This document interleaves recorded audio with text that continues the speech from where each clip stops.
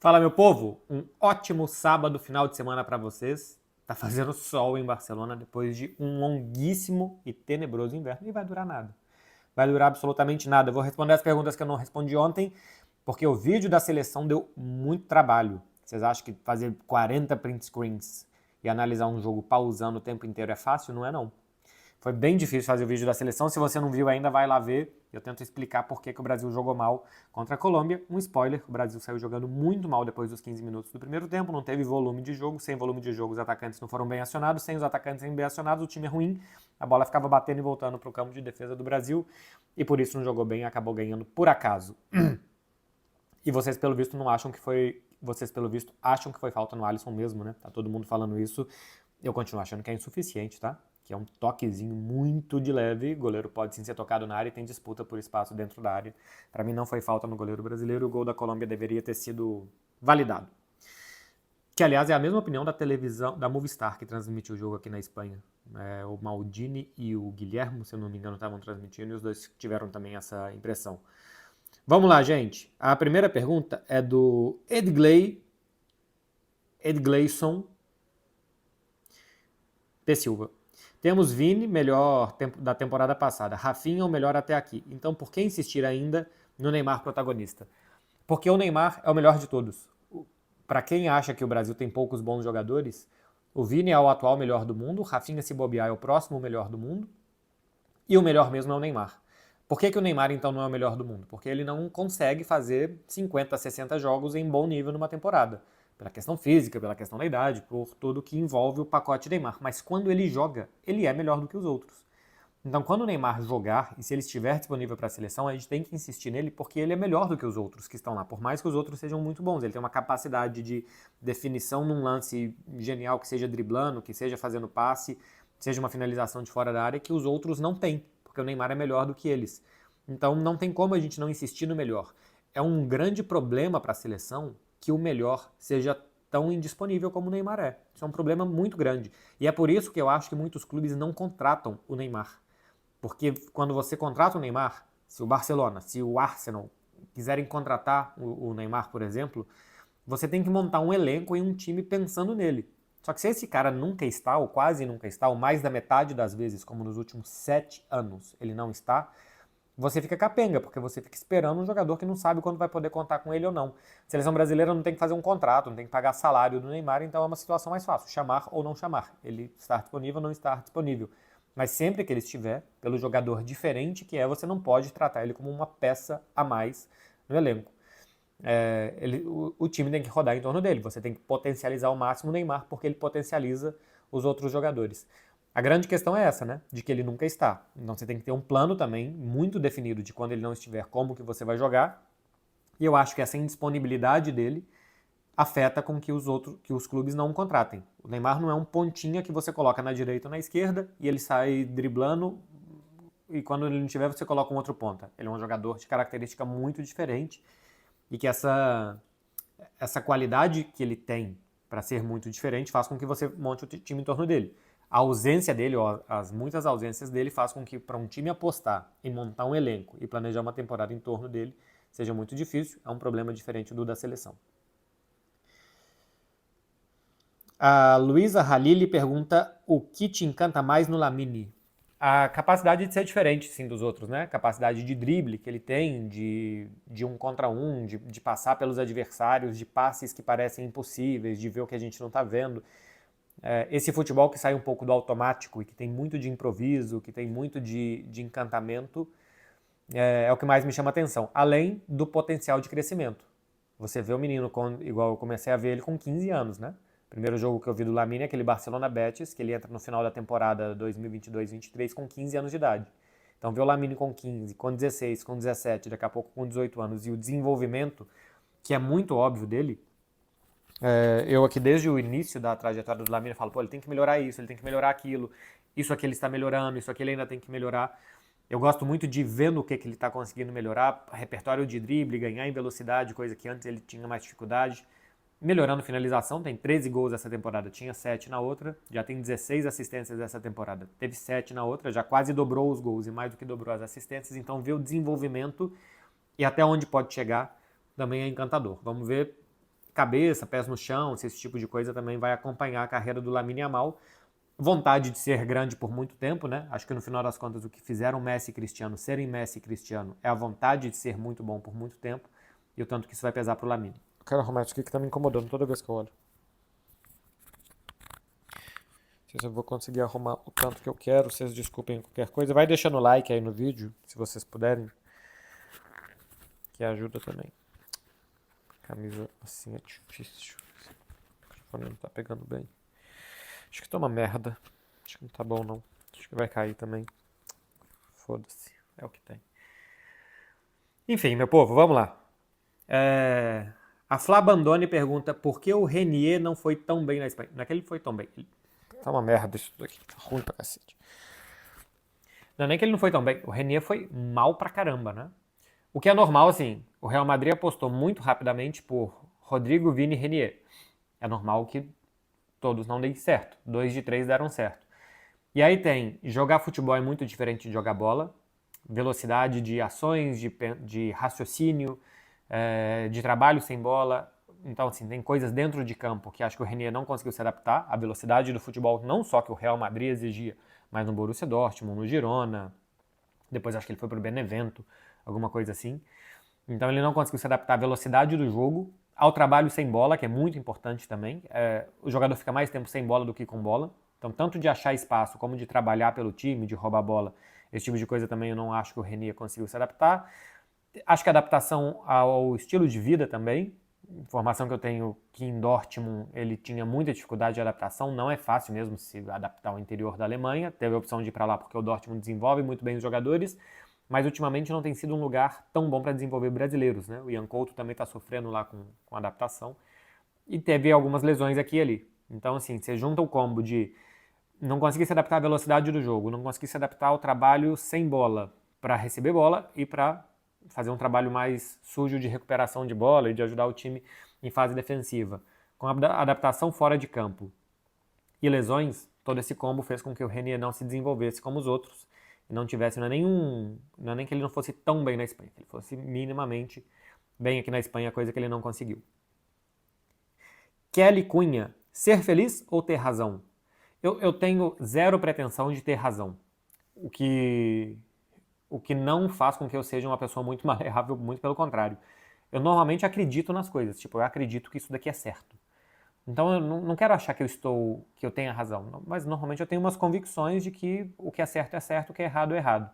E isso às vezes me impede de ser feliz, assim. Não é que eu consiga abstrair alguma coisa que eu acredite para ser feliz de outro lado. Claro que eu cedo algumas coisas e tal, que tem coisa que é mais importante, que é menos importante, tem coisa que eu acho que é inegociável, que eu não consigo ceder nunca. Mas normalmente eu não tenho essa pretensão de estar certo. Opiniões futebolísticas, por exemplo, eu nunca tenho a pretensão de ter razão, nunca. Eu tenho convicções, como que treina, como que joga, as informações, os números, as estatísticas, aquilo ali eu tenho convicção de que 1 mais 1 vai ser 2. Mas tem coisa que é só opinião. Tava aqui falando do gol da Colômbia mal anulado.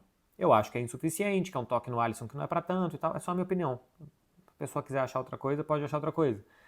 Então, normalmente eu não tenho muito isso assim no trabalho e tal, de que eu estou certo. Eu acho muito pedante, inclusive, uma pessoa ficar achando que ela está certa, que ela tem razão. Normalmente eu tenho dificuldade de dizer que técnico erra. O técnico sabe muito mais do que eu, tem muito mais informação e qualidade de informação do que eu tenho. Então, assim, pode dar certo ou pode dar errado. Mas errar, quando a gente fala depois, é muito fácil.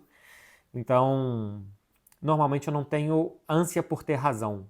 Tem coisas que eu acredito muito. E eu sempre quero ser feliz, mas normalmente eu não consigo ser feliz me dissociando das minhas convicções, mais pelo lado pessoal aqui dizendo. Eu não consigo ser feliz deixando de lado o que eu acredito. Acho que eu preciso acreditar muito numa coisa que aquilo ali cale também com eu poder ser feliz. Rodrigo Pauli, qual era o seu desenho preferido quando era criança? Cavaleiros do Zodíaco, né?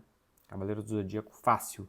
E antes acho que eu gostava do He-Man também, que hoje eu já acho bem esquisito aquele desenho, bem problemático, mas Cavaleiros do Zodíaco. Eric Inst, que acho que é Instagram. Não era melhor o Neymar de falso 9 para ele ficar perto da área e não tomar tanta falta? Não. O falso 9 precisa de muitas vezes velocidade para ganhar de zagueiro na corrida. Porque o falso 9, o que faz o falso 9? Ele se junta aos meio-campistas em algum momento do jogo, porque o zagueiro não vai vir atrás dele, então você vai ter um meio-campista a mais e você vai ter a famosa superioridade numérica, né? Então, os dois zagueiros vão ficar lá esperando um jogador diário. O zagueiro não vai perder a posição e ir atrás de um jogador no meio-campo. Então, você tem um meio-campista a mais. Só que na hora que você vai arrancar contra o zagueiro, você tem que ter mais velocidade. O Neymar hoje não é um jogador de velocidade. Então ele tem que ser o meio-campista que não vai apostar na corrida, que vai mais organizar, dribles curtos, mudança de velocidade e não arrancadas. Então por isso não faz sentido ele ser um falso 9. O que também não quer dizer que ele precise tomar faltas fora da área pela posição, longe da área pela posição dele.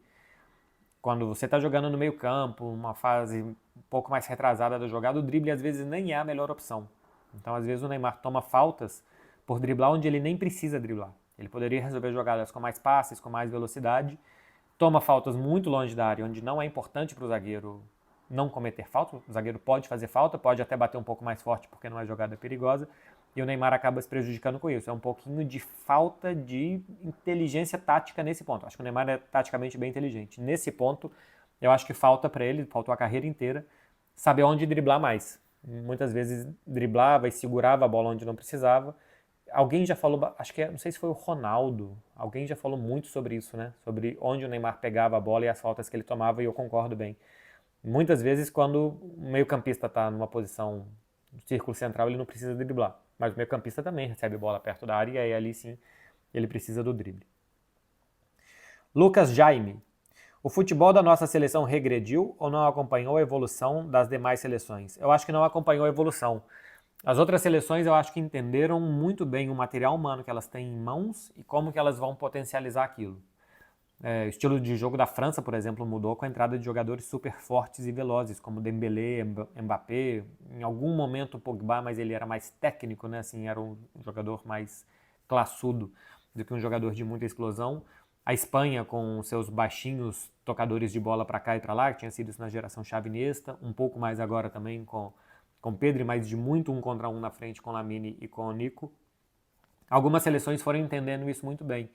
Acho que o Brasil não conseguiu entender, porque a gente também teve uma mudança de forma dos nossos jogadores, que a partir do momento que vem para a Europa, que ficam muito na Europa, acho que também são um pouco mais moldados ao estilo de jogo daqui e perdem um pouco a essência do individualismo e do improviso que a gente tinha. Então acho que a gente não conseguiu uma forma de potencializar os nossos jogadores. Como que o Brasil tem jogadores tão bons e como potencializar eles. Acho que a gente não conseguiu fazer isso nos últimos tempos. E outra coisa é que a gente não tem mais tantos bons jogadores igual a gente teve, né? O Brasil ganhou a Copa do Mundo de 2002 com Ronaldo, Rivaldo, Ronaldinho, 3 que foram melhores do mundo, e no banco ainda tinha um Kaká que seria um próximo melhor do mundo. E ainda tinha Cafu e Roberto Carlos, que foram os melhores laterais do mundo por muito tempo. Então a gente produzia, na época que o Brasil ganhava, muitos melhores do mundo. E a gente só conseguiu ganhar produzindo melhores do mundo. O Brasil não conseguiu ganhar com jogadores que são bons, mas não são os melhores do mundo. A Itália, que ganhou em 2010 a Copa do Mundo, não tem os melhores. A Alemanha ganhou em 2014 sem ter melhores do mundo. Quem mais? A Argentina de 2002 tinha o Messi, a França de 2018 tinha o Mbappé, embora ele não fosse o cara daquela Copa. A Espanha de 2010 tem muitos bons jogadores, mas o melhor do mundo era o Messi, era o Ronaldo. Aquela temporada talvez poderia ter sido o Snyder. Mas enfim, o Brasil só ganhou quando teve melhores do mundo porque teve estilo de jogo sempre muito apoiado em jogadores decidindo. A partir do momento que o futebol se tornou cada vez mais coletivo, o Brasil teve dificuldade de se adaptar a isso também. José Fernando, 2004. Boa noite, Marcelo. Já é bom dia, José Fernando. Como está sendo a repercussão da passagem do Antony pelo Betis? Está sendo muito boa. Claro que futebolisticamente, né? Outra coisa são as questões que o Antony ainda tem que resolver na justiça. Da Inglaterra, sobretudo, se eu não estou enganado, né? Da Inglaterra, do Brasil, da Inglaterra. Mas, enfim, futebolisticamente falando, acho que um novo país, um clube diferente, com a pressão e com o ambiente do Manchester United, um pouco mais de calor, tanto humano como é no sul da Espanha, como de temperatura mesmo, e também o estilo de jogo futebolístico que se joga na Espanha, que é um pouco mais pausado, que tem um pouco mais de capacidade de o jogador receber a bola e tentar um contra um. Tudo isso ajudou muito o Antony. Ele tem 4 gols e 4 assistências em 11 jogos pelo Betis, fora bastante influência no jogo desde que ele chegou. O Betis gostaria de contar com ele. O problema é que o Manchester United gastou 100 milhões pelo Antony, quer recuperar parte do investimento, fora que o salário dele o Betis não pode pagar, então assim, basicamente se o Manchester United quiser ajudar de novo o Antony e o Betis, reemprestando ele para o clube aqui do sul da Espanha, mas a repercussão está sendo muito boa. Um jogador que chegou no mercado de inverno e que impactou muito La Liga, porque hoje é um desses jogadores assim legais de ver em La Liga, impactou muito o Betis também. Ele está recuperando a carreira.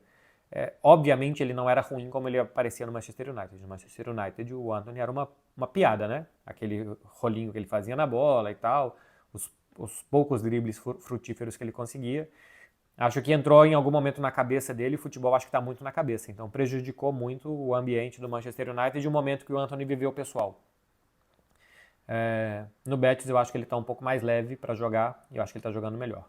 Vamos ver como que a questão, né, envolvendo a ex-namorada vai ser resolvida na justiça, aí é uma outra gaveta que a gente tem que abrir e como é que isso vai ser resolvido. De Faveri, Clube de Regatas Vasco da Gama. Salve MB, sou seu fã. Muito obrigado. Não posso dizer o mesmo de você. Te conheço.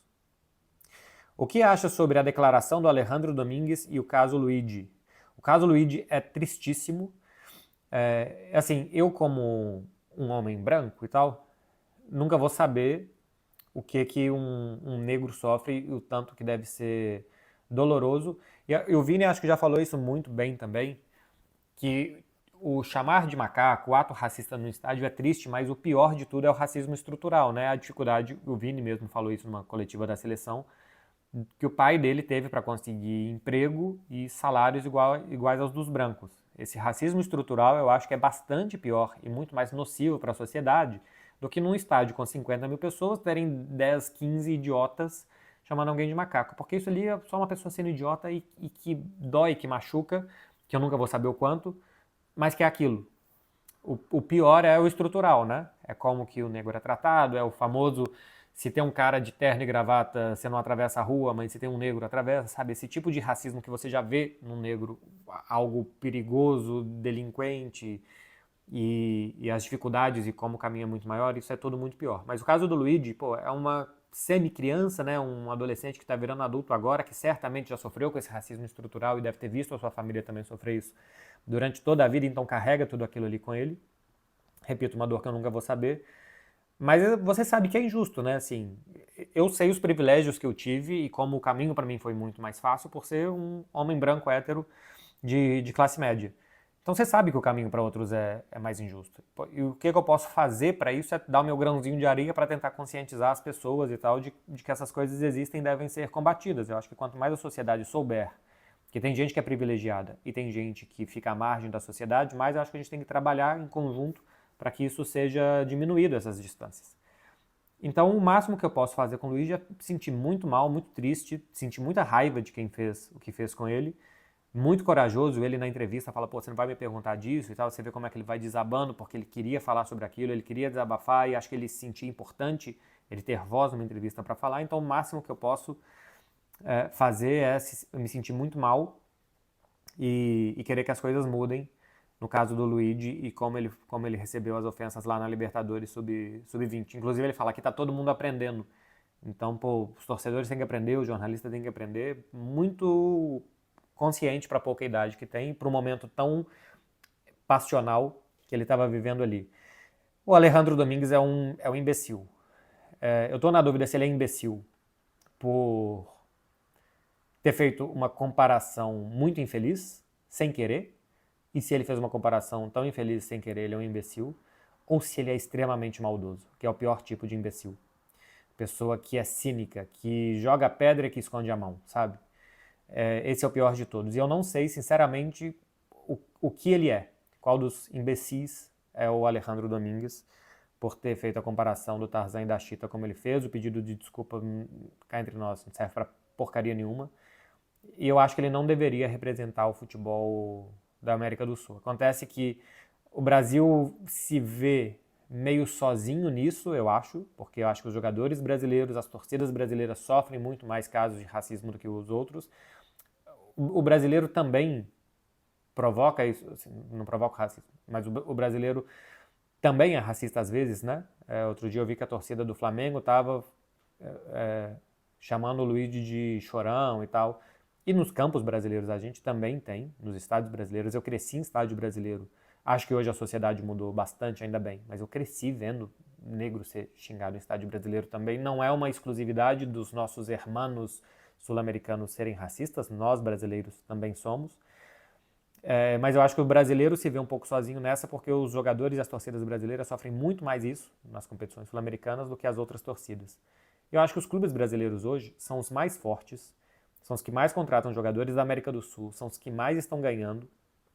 E é preciso que clubes, Federação Brasileira, que todo mundo dê um basta, sabe? Que seja sair da Libertadores, que seja ir jogar outra competição, cavar uma outra competição com os times da América Central e do Norte. Eu realmente acho que isso poderia ser uma boa, porque a Libertadores se veria muito enfraquecida, o mercado publicitário, o mercado de televisão brasileiro é muito forte para compra de direitos, para pagar patrocinadores de Libertadores. Os clubes sul-americanos que já estão tão enfraquecidos ficariam ainda mais. E eu acho que o Brasil tem que, de alguma forma, fazer uma pressão para alguma coisa mudar na Conmebol. Eu acho que é uma muito boa oportunidade para mudar um representante da Conmebol, para mudar as culturas de punição da Conmebol para casos como esse. Acho que tudo isso deveria servir. Acho que não vai. Acho que a gente não tem essa representatividade porque a gente não tem culhão suficiente para ir lá e fazer. Mas acho que deveriam. Clubes brasileiros e CBF se unirem para tirar Alejandro Domingues, não só pela pessoa, mas também pela pessoa, mas para ter, dentro da Conmebol, políticas mais severas de punição. Aqui na UEFA a gente também tem, assim, que é uma brincadeira, mas que a Conmebol desse o exemplo de como punir quem... Se a pessoa quer ser racista, se a pessoa quer achar que ela pode chamar alguém de macaco, que ela ache isso só na cabeça dela. Mas a partir do momento que ela externar aquilo, ela, o clube, o estádio, todo mundo vai receber uma punição tão exemplar que o cara vai ter muito medo de fazer. Se a pessoa tem muito medo de fazer e não fazer, já é alguma coisa. Thor Braga. Não acha que o Camp Nou tenha ficado sem graça? Acaba perdendo a aura que tinha antes? O Camp Nou todo fechado. Não acha que o Camp Nou todo fechado fica sem graça e acaba perdendo a aura que tinha antes? Cara, eu não sei porque ainda não vi, né? Como que vai ser. Mas a aura do Camp Nou não estava em ele ser aberto. Não tem nada a ver. Quando chovia, todo mundo se molhava, que faz muito sol e muito calor, todo mundo ficava torrando no sol. Não tem absolutamente aura nenhuma o Camp Nou, o fato dele não ter cobertura. Lembrando que o Camp Nou não vai ficar fechado igual o Santiago Bernabéu, né, que fecha completamente o teto. O Camp Nou vai ser um estádio como é o Beira-Rio, o Mineirão, o Maracanã, que é um estádio fechado, coberto, porém não fechado. Então a aura do Camp Nou está em ser o estádio onde se podia falar catalão durante a ditadura, ser onde os sócios do Barcelona se manifestam democraticamente a favor e contra diretorias, é onde se canta a independência, é onde se exige futebol bonito. Já teve jogo que o Barcelona ganhou aqui com Bob Robinson nos anos 90, do Logroñés por 8 e foi vaiado, porque a torcida não gostava como o time jogava. Essa é a aura do Camp Nou. A aura do Camp Nou não passa minimamente por o pessoal tomar chuva, tomar sol enquanto está lá. Tem nada a ver. Raul Brandi. Se o sonho profissional não for remunerado relativamente bem, vale a pena nos dias atuais? Eu, assim, não sei qual que é a sua situação, o que é ser remunerado relativamente bem ou não, mas é uma conta que você tem que fazer. Se vai trabalhar dos 20 aos 60 anos, sei lá, dos 20 aos 55 anos, vai durante mais do que 30 anos da sua vida acordar para fazer uma coisa insatisfeito, você consegue ganhar dinheiro fazendo uma coisa que você gosta relativamente bem. Dá para abrir mão do sonho profissional para ter mais sonhos pessoais? Porque às vezes você tem um sonho profissional que é ser jornalista esportivo e cobrir a Liga dos Campeões. Acho que é um muito bom sonho profissional, mas não está ao alcance de todos. Mas você pode ter um sonho pessoal de ter uma casa na praia, de constituir uma família grande e tal. E se você quiser realizar o seu sonho profissional, você não vai poder realizar os seus sonhos pessoais. Então, e você ainda fala assim, vale a pena nos dias atuais. Nos dias anteriores e nos próximos dias é sempre a mesma conta que você tem que fazer. O que vale a pena para você, o que são os seus sonhos profissionais, se eles são negociáveis ou não, e se seus sonhos profissionais vão atrapalhar os seus sonhos pessoais. Então, se você tiver ok com um sonho profissional que você vai ganhar, não vai ganhar tão bem, outra coisa, você não precisa ganhar muito bem para ser feliz às vezes, né? Você consegue com menos dinheiro. Eu sou de uma família que tem muitos professores. Professor de química, professor de história, professor de educação infantil. O professor não ganha bem. E eles sabem disso, mas eles são felizes trabalhando com o que eles fazem e eles são felizes com menos dinheiro. Tem gente que precisa estudar muito e trabalhar e MBA e tal, não sei o quê, para ganhar muito dinheiro e a partir daí construir outras coisas que fazem eles felizes. Cada um vai saber o que te faz feliz, cara. Acho pouco provável que eu saiba o que vai te fazer feliz. Marcos Assani. A solução para a falta de laterais da seleção poderia jogar com 4 zagueiros igual ao City? Não. Primeira coisa que você tem que saber é por que o City joga com 4 zagueiros. E por que a seleção jogaria com 4 zagueiros. Tem nada, uma coisa não tem a ver com a outra, que o Brasil não tem super laterais, então vai colocar 4 zagueiros. O City jogava, já nem faz isso tanto, com 4 zagueiros, porque ele queria ter jogadores que rodassem bem a bola, e os zagueiros que o Guardiola achou para fazer aquilo, eles podiam rodar a bola bem de um lado para o outro, e que os outros 6 jogadores de linha iam também rodar a bola de um lado para o outro, quase que num jogo de handball, até achar um espaço para entrar na defesa do adversário e servir o Haaland. O Brasil não tem nem o Haaland, nem os jogadores de ponta que o Manchester City tinha, como Bernardo e Grealish, que são pouco incisivos, mas que rodam bem a bola. Pelo contrário, o Brasil tem Vinícius, do outro lado tem Savinho, Estevão, Rodrigo, Rafinha e tal. Então o Brasil tem 1 contra 1 pelos lados do campo, coisa que o Manchester City não queria. O Manchester City o que queria era rodar a bola. O Manchester City tinha um centro de campo com Rodrigo Gundogan, De Bruyne, no ano que ganha a Tríplice Coroa e que jogava com 4 zagueiros, que era tanto capaz de passes infiltrados como de chutes de fora da área. O Brasil não tem esse perfil de meio-campistas, então assim, não tem absolutamente nada a ver o que tem o Brasil do meio para frente, em comparação com o que o Manchester City quis fazer em um período determinado para jogar com os 4 zagueiros, porque não era necessário lateral fazendo ultrapassagem o tempo inteiro, indo para a linha de fundo cruzar, porque o Manchester City não queria isso. Isso ia gerar perder bola, rebote, cruzamento, rebote, contra-ataque. O Manchester City queria muito controle. A seleção brasileira, quando tem esses jogadores de 1 contra 1, que ela não quer esse controle que o Manchester City queria. Então, 4 zagueiros do Manchester City não é pela ausência de lateral, senão o Guardiola tinha contratado laterais. Era simplesmente para ter jogadores fortes fisicamente para aguentar contra-ataque, para aguentar choques, para aguentar jogo aéreo, porque isso tudo decide jogo. E lá na frente, jogadores para rodar a bola até achar espaço e entrar na defesa adversária. O Brasil não quer fazer isso, o Brasil não tem jogadores para isso, então o Brasil não precisa de 4 zagueiros. Lucas.g. Beckler, hoje o Barcelona se encontra com boa saúde financeira? Melhor do que antes. Boa, ainda não, mas bem melhor do que antes. O pior já passou. Eu acho que foi muito corajoso o que fez o Laporta com as alavancas e com tentar melhorar a saúde econômica do clube sem piorar a qualidade do time. Então ele fez lá as alavancas para contratar Lewandowski, Rafinha, Condé, deu sorte de subir Baldé, de subir Gavi. Em algum momento o Nico tinha ajudado, né? O Nico Gonçalves, que hoje está no City, depois subiu o Lamine Yamal e subiu o Paco Barsi. Então a subida de jogadores também ajudou com que se mantivesse forte com os que tinham sido contratados. Contratou o Christensen de graça, o Nigo Martínez de graça. Então, ao mesmo tempo que o Barcelona ia baixando folha salarial, com saída de Piqué, Jordi Alba, Busquets, Samuel Umtiti, esses jogadores, foi baixando a folha salarial do Barça. As receitas foram aumentando ou se mantendo mais ou menos ali na casa dos 750 milhões, então, mas você foi diminuindo o seu custo e o seu time foi se mantendo forte. Então, o Barcelona conseguiu não ter um prejuízo muito grande, teve 2 temporadas sem passar de fase de grupos de Liga dos Campeões. O Campeonato Espanhol, nos últimos anos, conseguiu ganhar um, mas em outros não conseguiu nem disputar direito com o Real Madrid e com o Atlético de Madrid. Mas esse ano sim está disputando muito bem todas as competições. Então, o pior já passou, que era um custo muito alto. O Barcelona tinha um custo fixo muito alto, porque eram salários altíssimos. Isso é a herança maldita do Bartomeu, que saiu renovando contratos, uma doideira. Ainda tem Lenglet, ainda tem Ansu Fati, ainda tem Frenkie de Jong, que pesam muito. Se o Ansu Fati for vendido agora no meio do ano, como estão falando, possibilidade de ir para o Qatar ou para a Arábia. Se o Atlético de Madrid comprar o Lenglet e o Frenkie de Jong já vai entrar no último ano de contrato, já melhora muito, muito mesmo. E já melhorou muito em relação ao que tinha. Então hoje o Barcelona já está na regra do 1 para 1, o Barcelona já deve poder voltar a contratar e comprar jogadores no próximo mercado, então aquela crise de 2021 já passou. Outro dia uma pessoa me mandou uma mensagem falando assim, você fica toda hora falando que o Barcelona está quebrado. Não, eu falava que o Barcelona estava quebrado na época que ele estava quebrado, porque ele estava. Hoje ele não está, e hoje eu falo que ele não está. Então, às vezes você fala uma coisa que vale para quando aquela coisa está acontecendo. Não é uma sentença definitiva que o Barcelona não tem dinheiro. Ele não teve dinheiro, por quê? Por isso, isso, isso. Eu expliquei. Agora o Barcelona passa a ter um pouco melhor de saúde financeira, por quê? Por isso, isso, isso, isso eu estou explicando. Não estou explicando nesse vídeo, já falei isso 1 milhão de vezes. Então, não lembro quem mandou a mensagem, um seguidor mandou mensagem falando isso. Você fica falando que o Barcelona está quebrado, eu falava porque estava. Agora não está.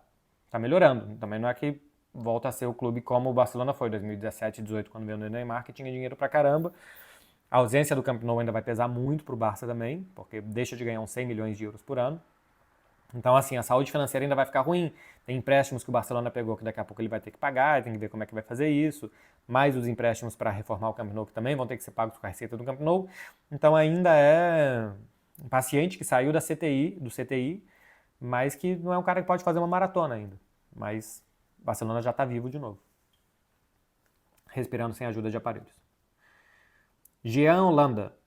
Como é ter que assistir os jogos ao vivo no estádio, junto com as narrações com delay? Ah, sim, isso acontece durante os jogos de Champions, né? A narração chega pra gente uns 2 ou 3 segundos depois do que a gente já viu lá. Então, é ruim, é bastante ruim, tá, Jean Holanda? Porque o fato de assistir o jogo e de acompanhar, tudo bem, não tem problema. Mas a interação é muito ruim. Porque também a hora que eu chamo o narrador demora um tempo e tal. E não dá pra entrar nos respiros. Eu gosto muito de quando o narrador dá uma pausa no respiro, se entre rápido com uma informação, que ele possa interagir com o comentarista e tal. Isso por conta do delay não é possível. Então, incomoda. Outro dia teve um lance de Barcelona-Benfica, que era gol ou não gol do Rafinha e tal. O Jorge Igor me chamou na hora que o juiz ia confirmar o gol. Então, eu falei, narra daí, Jorge, porque né, o momento do narrador é narrar o gol. Então, é ruim, porque ele não precisava ter feito aquilo, ou na verdade o Jorge também não sabia o que seria feito e quando que o árbitro iria validar o gol. Mas se você tem ali a falta do delay, eu podia explicar melhor que o bandeirinha tinha levantado a bandeira e que os jogadores do Barça estavam pressionando falando que não era impedimento, que tinha que ter dado a vantagem da falta e tal. O delay não me deixou interagir muito e quando o Jorge me chamou estava na hora de confirmar o gol. E é claro que a coisa certa a se fazer é devolver para o narrador para que ele possa narrar um gol, né? Que é o mais importante para o narrador. Guilherme.bragoni. Fala, MB, tudo bom? Como é a praia de Barcelona? Tem muita gente? É um ponto forte da cidade? Tu vai? Por parte, Guilhermes, tudo bom? A praia de Barcelona é razoável. O mar, boa parte do tempo é limpo e no verão é quente. Limpo mesmo, assim, água no pescoço e tá vendo seu pé. A praia é artificial. Colocaram areia ali e aterraram para virar praia. Tem muita gente. O pessoal fala de Barceloneta. Barceloneta é horrível como praia. As praias boas aqui são especialmente Bogatel. Tem muita gente. Bogatel mesmo é chamado de Bogatetris, porque é um Tetris para conseguir colocar as toalhas e as cangas e tal. Aqui não tem muita estrutura de praia, igual no Brasil, vendedor de coco e de pamonha e de biscoito Globo e de não sei o que. Não, cada um leva suas coisas pra praia. Até tem uns bares e tal, mas pô, uma cerveja na praia aqui em Barcelona é 9 euros. Só gringo que compra, todo mundo leva de casa. Ou leva assim numa garrafinha como assim e tal. Cerveja numa garrafa dessa é mais difícil, mas coloca aqui alguma bebida, uma água gelada. E leva muito bolsinha térmica pra praia. Estacionar bicicleta, porque são aqueles pontos de estacionamento de bicicleta pública, é muito difícil também. Eu agora, como estou morando perto, às vezes até vou a pé. É um ponto forte da cidade, sim. Verão é bem, bem legal ir pra praia. Fazer uma resenhazinha com os amigos na praia, tomando cerveja e tal durante o dia, e depois sair pra tomar alguma coisa à noite e tal. É uma das coisas que eu mais curto no verão, assim. Um entretenimento bem barato, né? Compra uma cerveja no supermercado, gelada, bolsinha térmica, vai pra praia, passa o dia ali bebendo, conversando. Pode levar uma caixinha de som e colocar bem baixo, você não pode incomodar quem tá do lado. E é engraçado, quando você coloca a caixinha de som embaixo, você fica em pé, você nem escuta, porque realmente o som fica só ali. Então, é legal, é bem legal mesmo, eu gosto. Ou ir bem cedo e correr e depois dar um mergulho também é bem legal e tal. Eu vou sim, gosto muito. Mari.ana_Moura. Beckler, o que você acha que pode estar ocasionando essa queda de rendimento do Vini?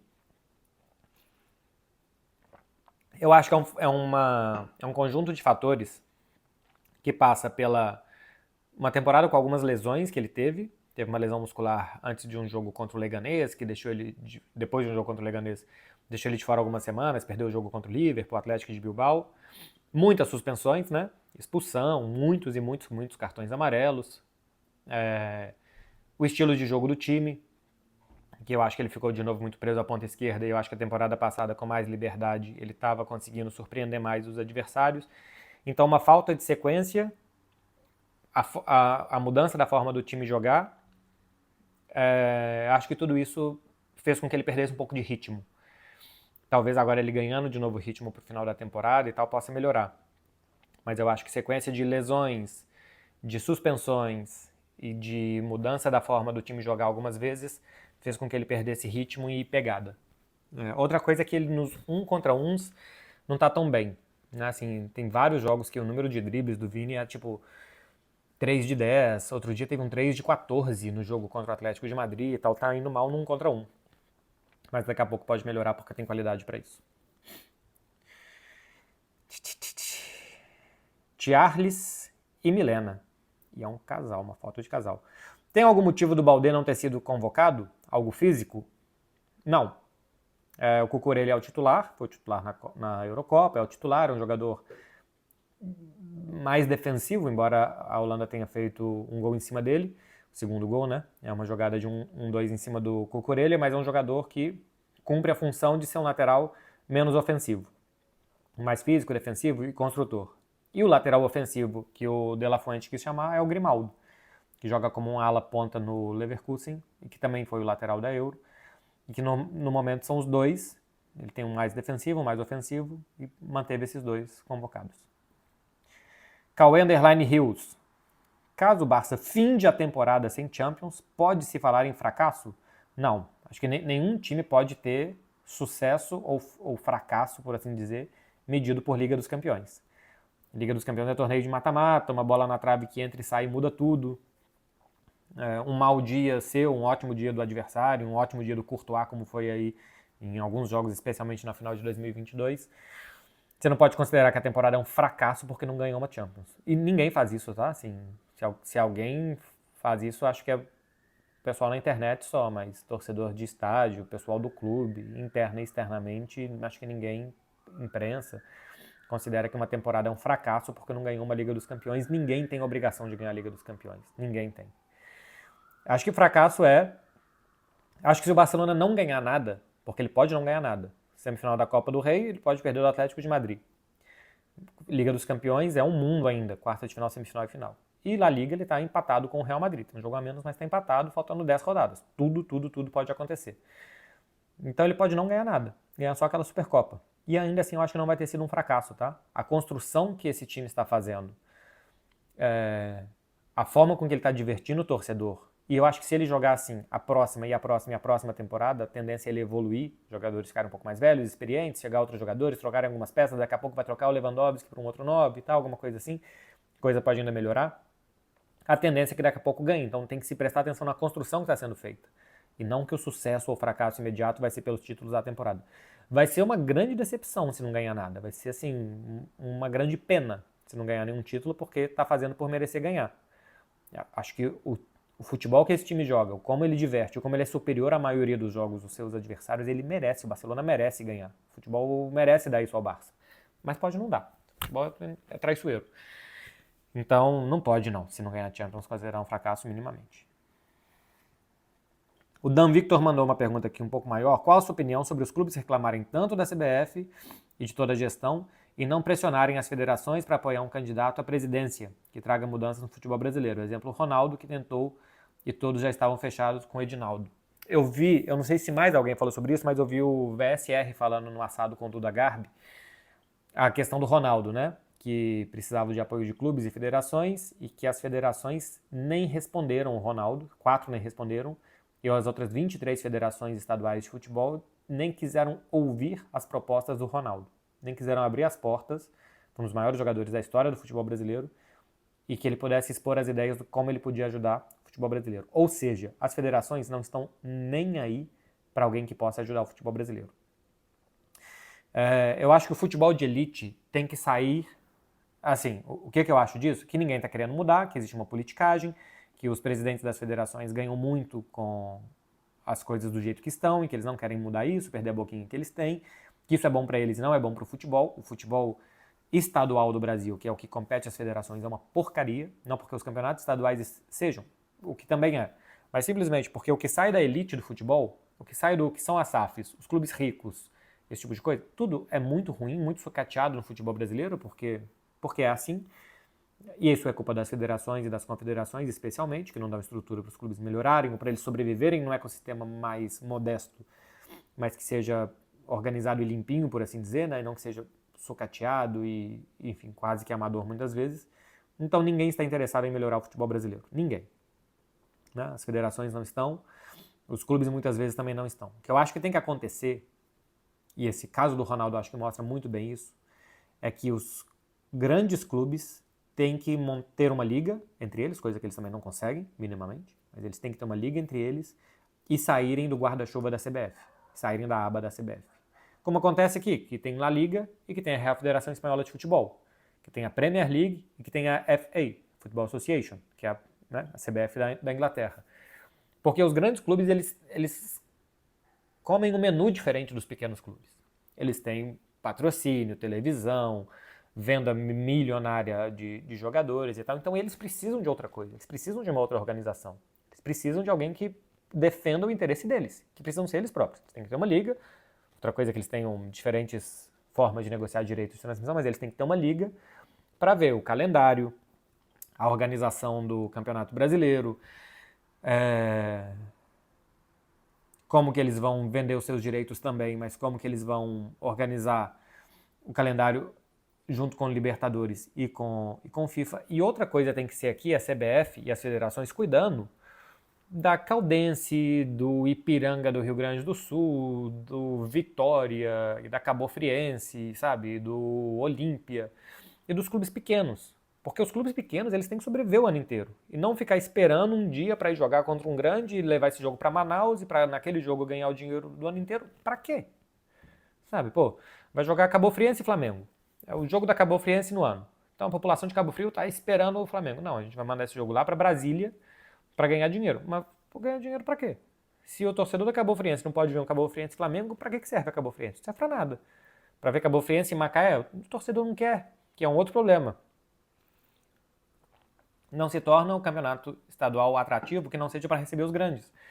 A gente não consegue criar a cultura de que o campeonato estadual tem que ser bom entre eles, entre os clubes estaduais. E não só quando os grandes vão jogar, porque os grandes também já não estão nem aí para os estaduais. Então tem que ter, acho que, uma divisão aqui entre os grandes, que eles consigam ser adultos o suficiente, né? Para sentar uma mesa e discutir os problemas e as soluções deles juntos, e não que eles repartam essa mesa em duas. E que outra coisa tem que ser entre os clubes pequenos, para eles se organizarem e sobreviver sem os grandes. Sobrevive sem os grandes. Teve outro dia aqui Copa da Catalunha. O Barcelona jogou com as reservas do Juvenil B. Perdeu para o Espanhol. Não existe Copa da Catalunha. Copa da Catalunha é importante para os times pequenos daqui. Aí você vai aqui na primeira divisão catalã, tem o Europa jogando contra os times daqui e tal, o San Andreu. E eles sobrevivem. São clubes modestos, pequenininhos, sobrevivem jogando entre eles. Eles não precisam do Barcelona para sobreviver. Sobrevivem entre eles ali, pequenos, que é o que tem que ser os clubes de campeonato estadual hoje do Brasil. As coisas mudaram, né? Como nos anos 60, 70, que o campeonato estadual era tão importante como o brasileiro. Pô, o tempo passou.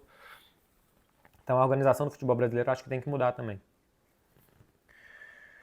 Léo Moreira, fala mais sobre Roca Fonda e a representatividade do Lamine para essa região da Espanha. Não é uma região da Espanha, né? Mas é um bairro. É um bairro de Mataró, uma cidade pequena aqui a 50 quilômetros de Barcelona. Não é uma favela, uma coisa super perigosa, como tentam vender por aí. É um bairro de imigrantes e um bairro de classe mais baixa. Mas é uma classe média baixa. Pô, é um bairro que... eu morei no Eldorado, em Contagem. É um bairro igual era o Eldorado, ou igual é o Eldorado. Assim, é um bairro de classe média baixa, só isso. Nem sei se o Eldorado hoje é classe média baixa. Tô falando de orelhada, assim. Mas é que aqui na Espanha vende-se a sensação de que é um lugar super perigoso e tal. E eu sei que isso é vendido mundo afora às vezes e não é assim. É um bairro de imigrantes. Os imigrantes aqui na Espanha têm toda a forma com que eles são vistos, né? Que estão vindo para roubar o emprego e que sujam as cidades e que promovem violência e tal. Esse tipo de discurso que existe não só na Espanha, mas na Europa fora. Os problemas que os imigrantes, em teoria, causam e que em teoria, tá? Porque muitas vezes os problemas não vêm dos imigrantes, mas é o bairro onde cresceu o Lamine Yamal. Eu já fui lá fazer matéria, entrevistei amigos do Lamine Yamal, fui lá na barbearia onde o tio dele trabalhava, no bar onde eles assistiam os jogos e tal, coisas assim. E é um bairrozinho de Mataró, uma cidadezinha pequena aqui perto de Barcelona. E acho que o que é representativo do Lamine Yamal é mostrar o que é uma nova Espanha, né? A partir do momento que cada vez mais chegam mais imigrantes nos países europeus, existe muito mais uma miscigenação, né, das pessoas. E eles estão cada vez mais inseridos na cultura também. Lamine Yamal é catalão, ele fala catalão, ele nasceu aqui. Então, antes, eu vi isso outro dia na televisão, como é que era? Que tem que normalizar que um Mohamed é tão catalão como um Arnau, que é um nome muito comum aqui. E é isso, porque hoje o espanhol, o catalão, e a mesma coisa serve para o francês e para o italiano, ele não é só o Paolo, ou o José, ou o François, sabe? Eles são também pessoas que vieram da América do Sul, que vieram da África, que vieram da Ásia, que vieram de outros lugares e que estão aqui, que estão criando raízes e se adaptando à cultura e mudando também a cultura e fazendo com que o mundo seja esse lugar de troca, que por algum tempo não aconteceu tanto como tem acontecido agora. E o Lamine representa bem isso.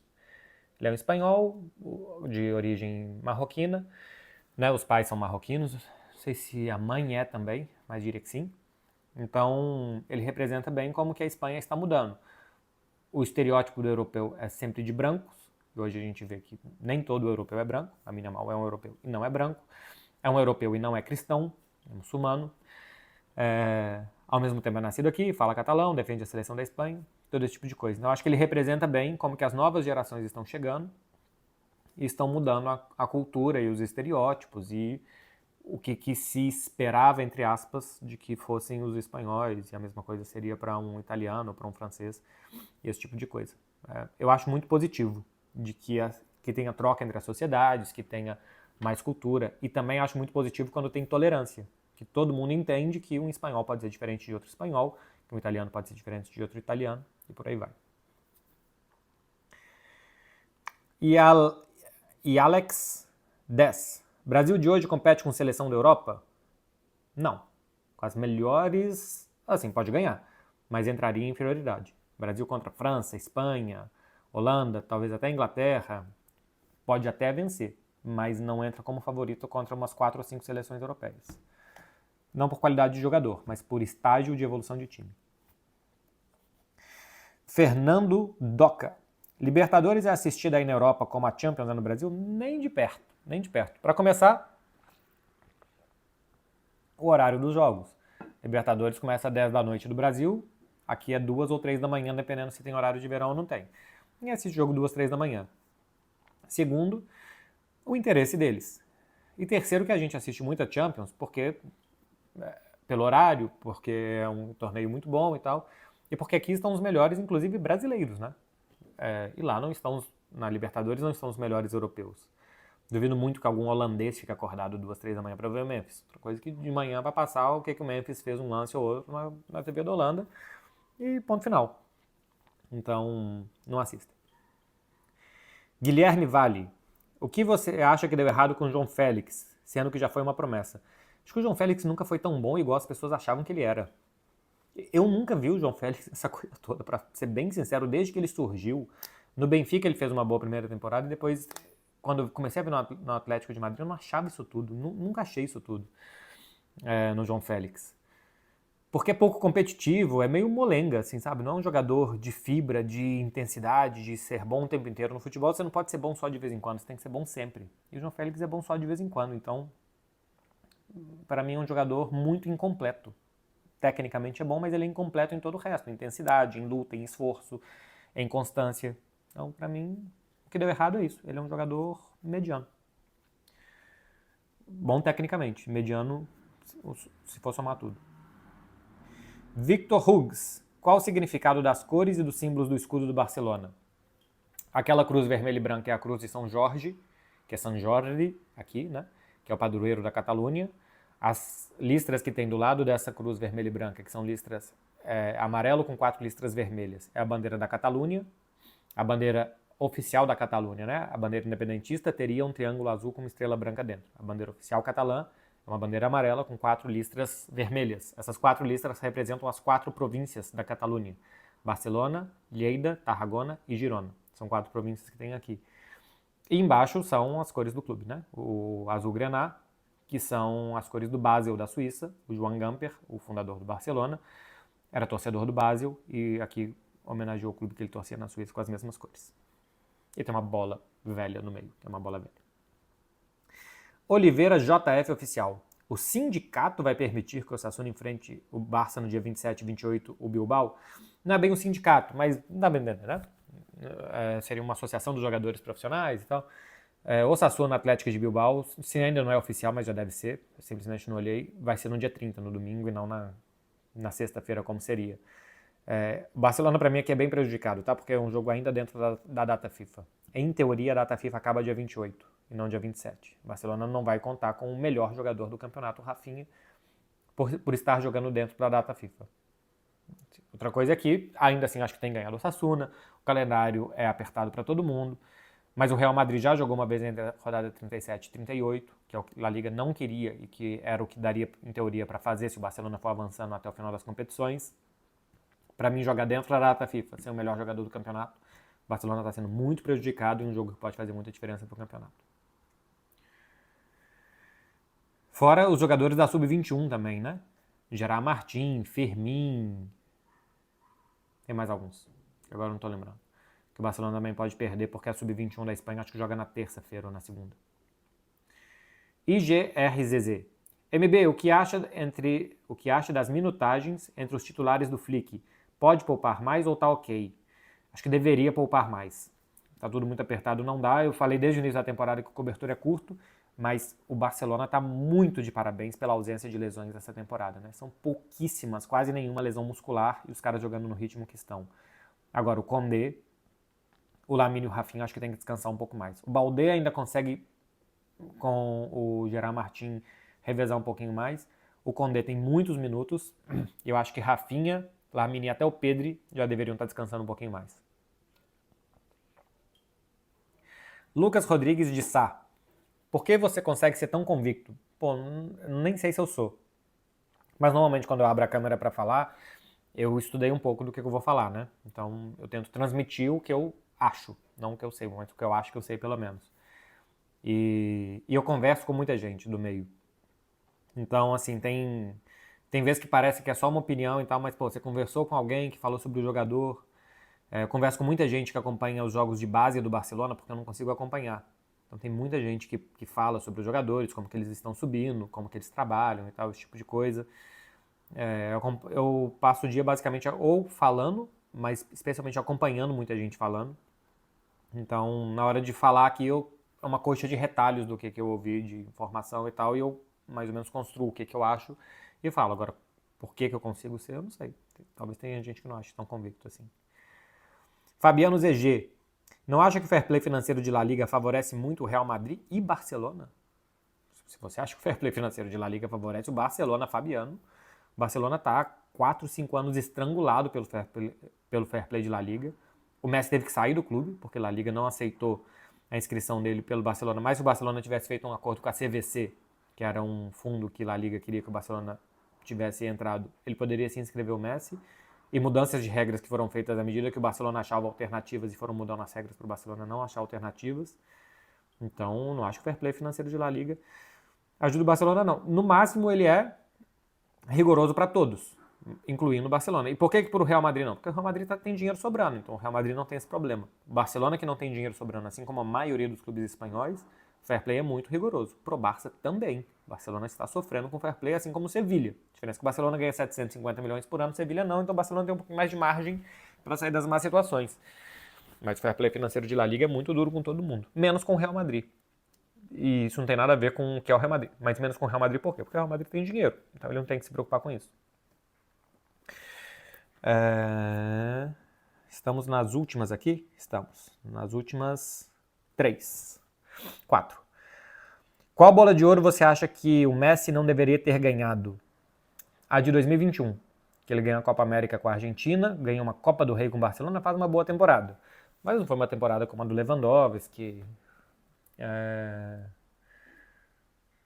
Até o Benzema aqui, acho que o Real Madrid aquele ano tinha ganhado La Liga, ou tinha sido o Atlético de Madrid. Enfim, eu lembro que na época eu falei do Benzema. Mas o Messi teve uma má participação nos clássicos contra o Atlético de Madrid e Real Madrid aquele ano. O Barcelona só ganhou a Copa do Rei e ele ganhou a Copa América fazendo uma má final, né? O Messi faz uma muito má final contra o Brasil. Aquele ano acho que ele não merecia ter ganhado. Todas as outras sim. Eu acho que ele não merecia o The Best de 2023. Que é um The Best que nem ele próprio, Messi, faz um story agradecendo, nada, nem vai receber o prêmio.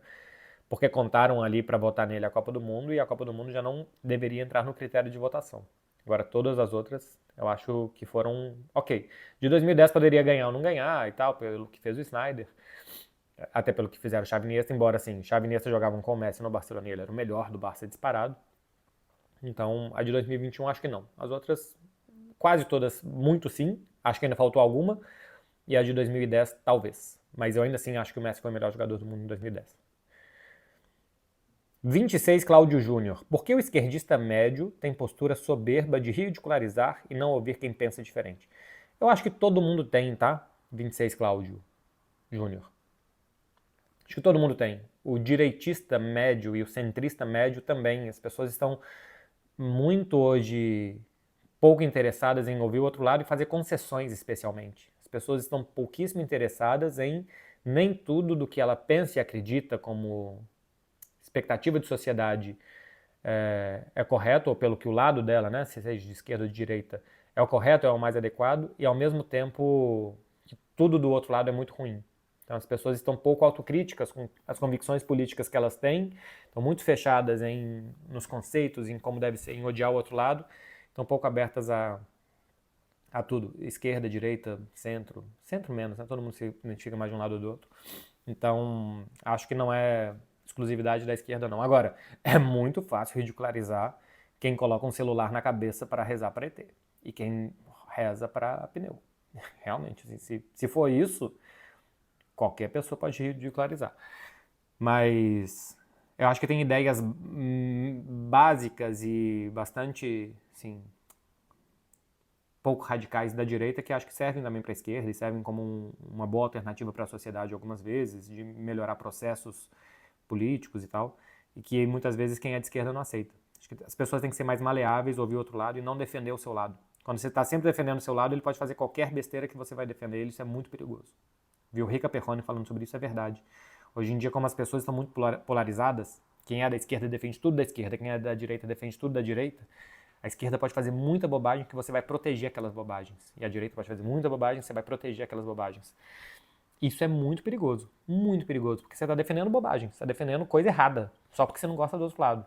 Então você está dando o álibi e está dando todo tipo de poder de que o seu lado político preferido tenha muito mais práticas só porque você não gosta do outro lado. E você não é capaz de não gostar daquilo e de pensar em outra coisa diferente se você não está gostando do que você está vendo.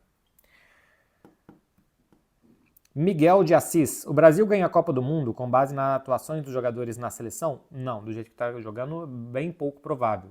Só que o jeito que está jogando em março de 2025 não tem a ver com o que vai jogar em 2026, as coisas mudam muito. Mas o processo para chegar em 2026 está ruim. Não vai chegar como favorito. Se chegar assim, chega minimamente como favorito. Tem que melhorar muito. E para finalizar, Vit011. Depois da eliminação e da perda do título, a temporada pode ficar longa demais para o Liverpool? Acho que sim. Perdeu o título agora da Copa da Liga, né? Eliminação na Liga dos Campeões, já tinha também sido eliminado da Copa da Inglaterra. É uma temporada de reconstrução, de mudança de técnico e tal, e que vai terminar com o título da Premier League. O problema é que ganhou esse título muito cedo. Então vai ser uma demora grande até comemorar. Quando ganhar, acho que vai ser bem comemorado. Ganhar a Premier League é muito difícil, sobretudo para o Liverpool, porque ganhou agora em 2020 e não ganhava há 30 anos quase. Então tem que ser muito comemorado.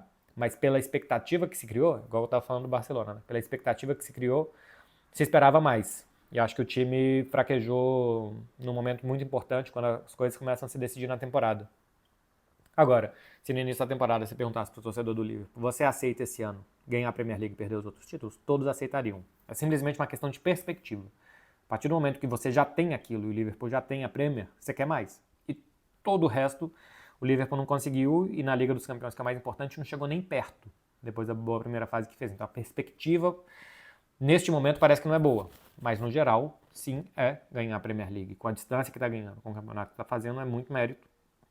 Aí acho que o torcedor, se já tiver um pouco mais cicatrizado dessas eliminações e perdas das Copas Nacionais, vai comemorar bastante. Meu povo, vai bater 1 hora daqui a 3, 2, 1. 1 hora de vídeo. Muito obrigado para quem esteve aqui. Bom final de semana para vocês. Até o próximo vídeo. E se inscreve aqui no canal, deixa um comentário. Vai aproveitar sem nenhum tipo de juízo. Data FIFA é mesmo para perder o juízo quem está aí do outro lado. Valeu, gente. Até mais.